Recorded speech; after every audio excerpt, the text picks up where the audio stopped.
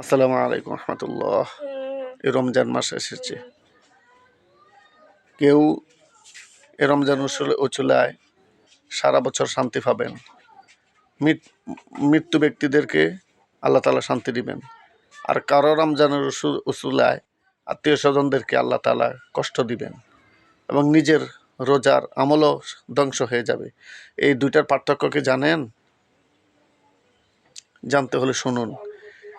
আপনি হিংসা করবেন, অহংকার করবেন, আপনি বড়লোক আছেন, আপনি ধনবান আছেন, আপনি একজন নামি কামি মানুষ, কিন্তু আপনি অহংকার করবেন, দেখানোর জন্য দান করবেন, দেখানোর জন্য ইবাদত করবেন, এটা কবুল হবে না।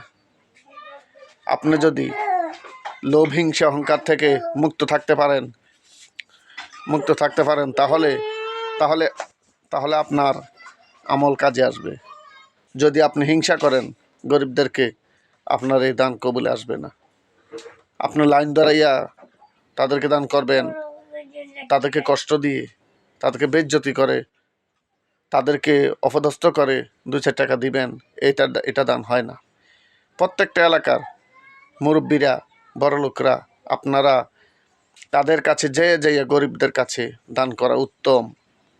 রসুলের আদর্শ। তাদেরকে ভালোবাসা দিবেন, তাদেরকে নম্র ভাষায় কথা বলবেন, তাদেরকে হিংসাত্মকভাবে ধমক দিয়ে কথা বলা, 2-4 টাকা দান করা, এটা দান হয় না। সবাই এই রোজার থেকে শিক্ষা নেই, অহংকার থেকে মুক্ত হই এবং 5 ওয়াক্ত নামাজি হয়ে যাই, ভালো হয়ে যাই, গরিবদের পক্ষে থাকি, গরিবদের পাশে দাঁড়াই। আল্লাহ আপনার পাশে দাঁড়াবেন। অসহায়দের পাশে দাঁড়ান। একজন গরিব দেখলে হিংসা করবেন না। সে কেন গরিব এটা তদন্ত করে নিজ হাতে একটা কিছু করে দিন, তার জিন্দেগি শান্তি হয়ে যেতে পারে। এবং গাড়ির ড্রাইভারদেরকে বলবো, আপনারা আস্তে ধীরে চালান। একেবারে না ফেরার চাইতে 2 মিনিট পরে ফেরা অনেক ভালো। কার আগে কে যাবেন, আরেকটা টিপ মারবেন, আপনি যদি সেকেন্ডের মধ্যে শেষ হয়ে যান, যাত্রীও শেষ হয়ে যাবে, গাড়িটাও শেষ হয়ে যাবে, আপনার আশা স্বপ্ন পূরণ হবে না। ধীরে স্থিরে চলুন, অনেক ভালো হবে সবার জন্য। এবং উঠতি বয়সের ছেলে মেয়েদেরকে বলবো, সবাইকে বলবো, আপনারা মোবাইল দেখবেন সময় মতো। খারাপটা যারা করে তাদের বিরুদ্ধে বলুন যে আপনারা এগুলি করবেন না। ভবিষ্যতের সন্তানদেরকে আপনারা কী শিক্ষা দিচ্ছেন এগুলি বলতে হবে। নামাজ পড়ুন বলতে হবে। প্রত্যেকটা প্রতিষ্ঠানে নামাজ বাধ্যতামূলক করুন।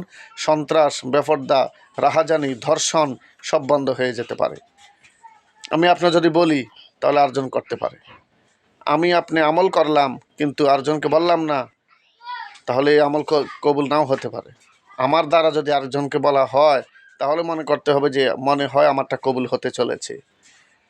এবং ইমাম সমাজকে বলবো, আলেম সমাজকে বলবো এবং ছাত্র সমাজকে বলবো, প্রচার করে দিন যে আপনারা সৎ পথে চলুন, সঠিক পথে চলুন, আল্লাহর শান্তি গ্রহণ করুন। সঠিক পথে না চলবেন, আপনারা শান্তি পাবেন না। আপনারা ইসলামের শান্তি খুঁজবেন কিন্তু ইসলাম সঠিকভাবে পালন করবেন না, এটা হয় না। আপনার ঘরে একজন অসহায় গেলে তাদেরকে ভালোবাসার নজরে কথা বলতে হবে, তদন্ত করে তাদেরকে ভালোবাসতে হবে, কিছু দিতে হবে, তাকে হিংসা করবেন না। এবং প্রত্যেকটা ঘরে কে কে নামাজ পড়ে না আপনি জানেন। আপনার ছেলে মেয়ে, ফুতের বউ, সবাইকে বলুন, নামাজের পথে আহ্বান করুন। 5 ওয়াক্ত 5 বার বলতে হবে আপনাকে। সে পড়ুক না পড়ুক আপনাকে বলতেই হবে, না হয় আল্লাহর কাঠগড় আপনি দাঁড়াইতে হবে। এবং যারা বেপরদা চলাফেরা করছি মেয়েদেরকে বলবো, আপনারা একটু সংশোধন হয়ে যান। আর না হয় দর্শিতার শেষ নাই। দর্শিত হওয়া থেকে বাঁচতে হবে, জাতিকে বাঁচাইতে হবে। আমরা যদি বেপরদাভাবে চলাফেরা করি, ছোটো পোলাপাইন আমাদের থেকে শিখবে, আমার মেয়ে শিখবে, আমার চলা দেখে আমার মেয়ে ছেলে শিখবে, আমার ব্যবহার দেখে মেয়ে ছেলে শিখবে, আমার কোরআন পড়া দেখে ছেলে মেয়ে কোরআন পড়া শিখবে, আমার নামাজ দেখে তারাও নামাজ পড়া শিখবে। আমি যদি খারাপ হই, আমার ছেলে মেয়ে ভালো হওয়ার আশা যায় না। একটা গাড়ি দিয়ে ইট নেয়, বালু নেয়, পেঁয়াজ রসুন, মানে অনেক কিছু নেয়। যদি এটা দিয়ে কিছু নেওয়া হয় তাহলে কিছু না কিছু পরে থাকে গাড়ির মধ্যে। এটা দেখে চিন্তা করলাম, দুনিয়াতে যদি একটু না একটু আমল করি, একটু কোনা হইলেও আখেরাতে যাবে, সেটাই কাজে আসবে। এরকমই আমি আপনার যদি ভালো কাজ করি, সন্তানরাও একটু একটু পাবে। ভাইও, অহংকার ছেড়ে দিই, ভালো হয়ে যায়। আমার মেয়ে, আপনার মেয়ে দর্শিত হচ্ছে, আমাদের বিবেক কি নাড়া দিচ্ছে না? এই যে ফিলিস্তিনে কত কষ্ট পাচ্ছে মানুষ, আমাদের বিবেক নাড়া দিচ্ছে না? বিশ্ব বিবেক আমরা কোথায়? মুসলমান শক্তিধররা, রাষ্ট্ররা কোথায়? আজ সবাই ঐক্যবদ্ধ হয়ে মুসলমানদের পক্ষে দাঁড়ান। সারা বিশ্বে মুসলিমরা নির্যাতিত হচ্ছে। ভারতে এখনো মুসলিমরা নির্যাতিত হচ্ছে। কয়েক রাষ্ট্রে এখনো মুসলমানদেরকে রোজা জোর করে ভেঙে ফেলা হচ্ছে। কারণ কি? আমরা মুসলমানরা সোচ্চার হই না, ঐক্যবদ্ধ হই না, একতাবদ্ধ হই, জাতির ক্লান্তি দূর করি, একতাবদ্ধ হই, অসহায়ত্ব দূর করি, একতাবদ্ধ হই, সবাইকে আমলের পথে আহ্বান করি। 10-এর লাঠি 1-এর বোঝা। এবং বাংলাদেশ আওয়ামী লীগকে বলবো, আপনারা যদি শান্তিতে দেশ চালাতেন, আপনাদেরকে সবাই ক্ষমতায় রাখত। আপনারা শেখ মুজিবুর রহমানের যেটুকু অর্জন ছিল তাও আপনারা মুছে ফেলেছেন আপনাদের কারণে। দৃষ্টান্ত দেখুন, সোহেল তাজ এবং কাদের সিদ্দিকী, ওনারা দল থেকে কেন বের হয়েছেন? আপনাদের অপকর্মের কারণে, ছাত্রলীগের অপকর্মের কারণে। আপনারা ভালো হয়ে যান, সংশোধন হয়ে যান, আপনাদের ঘর আপনারা থাকুন। আপনাদের আর রাজনীতি করার অধিকার নেই। আপনারা যেভাবে অত্যাচার করেছেন, হাজার হাজার কোটি টাকা লুণ্ঠন করেছেন, আপনাদের রাজনীতি করার অধিকার আর নাই। আপনারা কি করেছেন আপনারাই দেখুন। কোন ডিপার্টমেন্ট আপনারা ভালো রেখেছেন? সকল ডিপার্টমেন্টকে আপনারা কলঙ্কিত করেছেন। শেষ, আপনারা এখনো ফায়তারা করে যাচ্ছেন। একটা কথা বলে দেই, আজকে রোজার 28-এ আর জাতিকে বিভ্রান্ত করবেন না। আপনারা কলঙ্কিত করবেন না, মানুষকে খারাপ করবেন না, উস্কানি দিবেন না। ভালো হয়ে যেতে বাধ্য করি, বলি যে আপনারা ভালো হয়ে যান এবং নামাজ কালাম করুন। যারা বাংলাদেশে আছেন সবার কাছে, জাতির কাছে ক্ষমা চেয়ে যেই দলে চান যেতে পারেন, যদি গ্রহণ করে, তবে উস্কানিমূলক নয়, ভালো হয়ে যায়।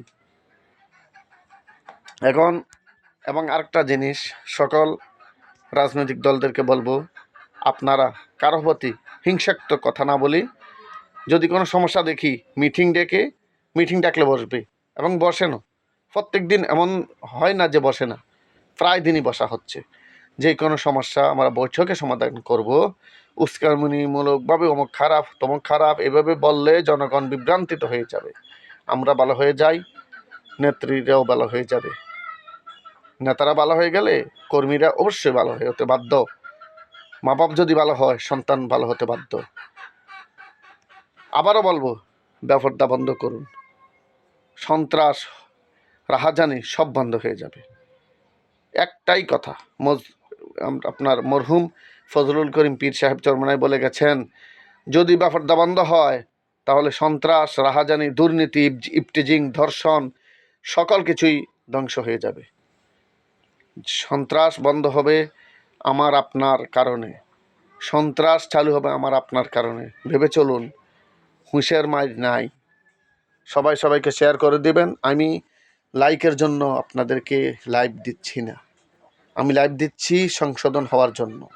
আমিও সংশোধন হওয়ার চেষ্টা করি, আপনারাও সংশোধন হওয়ার চেষ্টা করুন। সবাই সবাইকে ভালোবাসুন। এখন যে ভালোবাসা চলছে, ফুলের ব্যভিচার, ভালোবাসার নামের ব্যভিচার, দর্শন হচ্ছে এই ভালোবাসা বেশি। আমার মেয়ে আপনার মেয়ে, আমার ছেলে আপনার ছেলে স্কুলে যাচ্ছে, মাদ্রাসা যাচ্ছে, কলেজে যাচ্ছে, মহিলা মাদ্রাসা যাচ্ছে, যেইখানে যাচ্ছে, কার সাথে যাচ্ছে, কি করছে, আমরা একটু তদন্ত করি না। মোবাইল দিয়ে দিচ্ছি, ভালো কথা, মোবাইলে কি হচ্ছে দেখি না, খেয়াল করি না? একটু খেয়াল করুন। আমি আপনি ঠিক হয়ে যাই, সব ঠিক হয়ে যেতে বাধ্য। সর্বোপরি লাস্ট আরেকটা কথা বলি, আগেও বলেছি, আপনারা জাতিকে আর ধ্বংস করবেন না। হীন মনস্কতা থেকে আপনারা ভালো মানসিকতায় আসুন। সকল কিছু পর্যবেক্ষণ করুন সুন্দর মোতাবেক, বিচার করুন সুন্দর মোতাবেক, সংসার চালান সুন্দর মোতাবেক এবং রাজনৈতিক দল সুন্দর মোতাবেক চালান, তাহলে কর্মীরাও ভালো হয়ে যেতে বাধ্য হবে। ব্যাপারটা বন্ধ করুন, সকল কিছু শান্তিতে চলুন। আরেকটা কথা বলবো, হিন্দুদের বই পুস্তক দ্বারা প্রমাণিত, হিংসা করে বলছি না, আপনাদের বই পুস্তক ঘেঁটে দেখুন, হিন্দুদের বই পুস্তক দ্বারা প্রমাণিত, সুন্দরভাবে খেয়াল করে শুনুন, যে হিন্দুদের বই পুস্তক দ্বারা প্রমাণিত হিন্দুদের জন্য মূর্তি নিষেধ। আসলের কোনো প্রতিমূর্তি নাই, মানে আল্লাহর ঈশ্বরের কোনো প্রতিমূর্তি নেই। তো মুসলমানদের জন্য কিভাবে জায়েজ হবে? কেউ উসুলা দেন, ছোট বাচ্চা, এটা ব্যাগ, এই ছবি ঝুলায় বা ছবি খেলায়, পুতুল খেলায়, অসম্ভব ব্যাপার। এই মূর্তি মন্দিরে থাকে, মন্দিরে মুসলমান থাক দূরে কথা, হিন্দুদের জন্য নিষিদ্ধ পুতুল মূর্তি। তাহলে আমরা মুসলমানদের ঘরে কেন থাকবে? আপনার ঘরে ছবি আছে, ছবিটা লুকিয়ে রাখুন, প্রয়োজনে দেখুন, প্রয়োজনে কাজে লাগান। কিন্তু ছবি টাঙ্গিয়ে রাখবেন, পুতুল ফলাফানদেরকে খেলাইতে দিবেন, রোজা রাখবেন, নামাজ পড়বেন, কাজে আসবে না। এবং এই পুতুল মূর্তি ছবি থাকলে ঘরে জিনেরও আশঙ্কা। যেই ঘরে বিড়াল থাকবে সেই ঘরে আপনার কি বলে জিন থাকবে না। যেই ঘরে অহংকার থাকবে আল্লাহ তাআলার ধ্বংস থাকবে। যেই ঘরে ভালোবাসা থাকবে, মিল থাকবে, নামাজ থাকবে, কোরআন থাকবে, জিকির থাকবে, সেই ঘরে আল্লাহর ভালোবাসা অবশ্যই আসবে, আল্লাহর রহমত অবশ্যই আসবে। আসসালামু আলাইকুম রহমতুল্লাহ। সবাই শেয়ার করে দিবেন। আরেকটি কথা, অনেকে বলে ঈদ মোবারক। হ্যাঁ, ঈদ মোবারক ঠিক আছে, রাসূলের সুন্নত, কিন্তু আমার তো কলজা ফেটে যাচ্ছে। আসছে আসছে করে 30টা রোজা চলে যাচ্ছে, হৃদয়ে রক্তক্ষরণ হচ্ছে, খুবই খারাপ লাগছে। কতটুকু ইবাদত করতে পেরেছি, কতটুকু আমরা আল্লাহকে অর্জন করতে পেরেছি, সেটাই দেখার বিষয়। ঈদ মার্কেট নিয়ে ব্যস্ত থাকলেই হবে না, ইফতারি নিয়ে বেশি বেশি আয়োজন করার ব্যস্ত থাকলে হবে না। বিকালে আমল করার সময় যতদিন আছে 2-3 দিন আমরা একটু আমল করার চেষ্টা করি, আল্লাহ তাআলার নৈকট্য হাসিল করার চেষ্টা করি। আসসালামু আলাইকুম রহমতুল্লাহ।